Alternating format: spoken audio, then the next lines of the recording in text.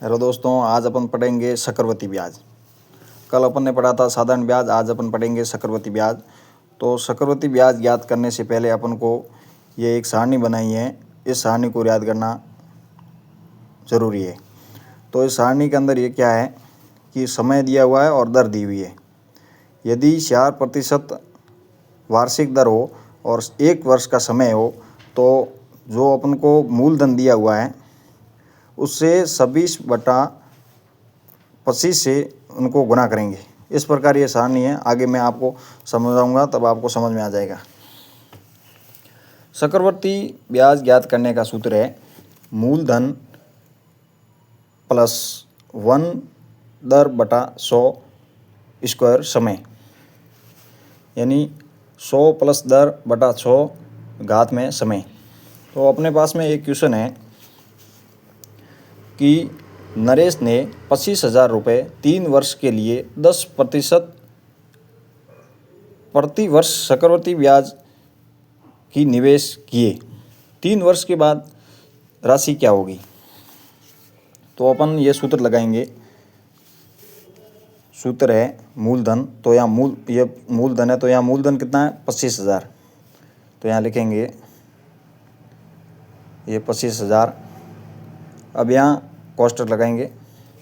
उसके बाद में अपने हैं, उसके बाद में क्या रहेगा 100, यहाँ लिख देंगे ये 100 प्लस दर, यहाँ दर अपन को कितनी दी हुई है 10, तो यहाँ लिख देंगे प्लस ये 10 बटा 100, ये 100 इंटू समय, यहाँ स्क्वायर के अंदर है समय, तो यहाँ समय कितना दिया हुआ है, समय दिया हुआ है अपन को 3 वर्ष, तो यहाँ लिख देंगे 3 वर्ष। ये घात के अंदर अपने लिख दिया 3 वर्ष, घन या क्यूब।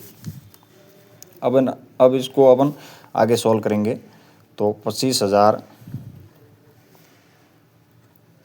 इंटू ये 100 प्लस 10 110, ये 110 अपन लिख दिए अंडर रूट बटा ये 100 का 100 लिखना है अपन को, और ऊपर में घात अपन को लगानी है 3, ये लगा दिया अपन ने 3।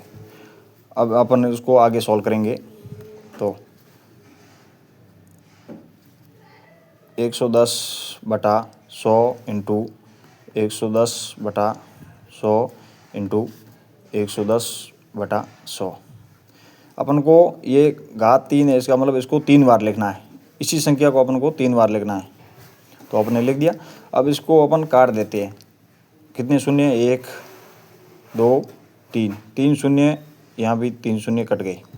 अब पीछे कितने बचे हैं 11 इंटू 11 121, 121 इंटू 11।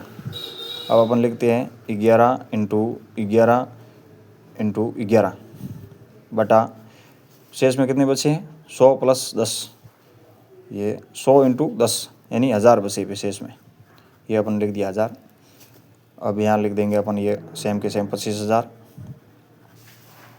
अब अपन आगे बढ़ते हैं। 11 इंटू 11 करेंगे तो आएगा 121, 121 इंटू 11 करेंगे तो आएगा 1331 बटा 1000, ये लिख दिया 1000। अब अपन को आगे सॉल्व करेंगे। तो 25,000 इंटू 1331 बटा 1000। अब अपन इसको सॉल्व करेंगे।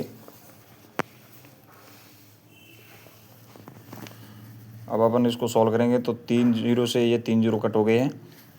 अब अपन इसको आगे सॉल्व करेंगे। 1331 इंटू ये 25,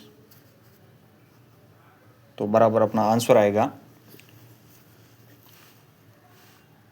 33,275। 1331 इंटू 25 करेंगे तो अपना आंसर आएगा ये रुपये। ये अपने इस प्रकार से अपने ये ज्ञात कर लिया। ये इतना ही है चक्रवृद्धि ब्याज।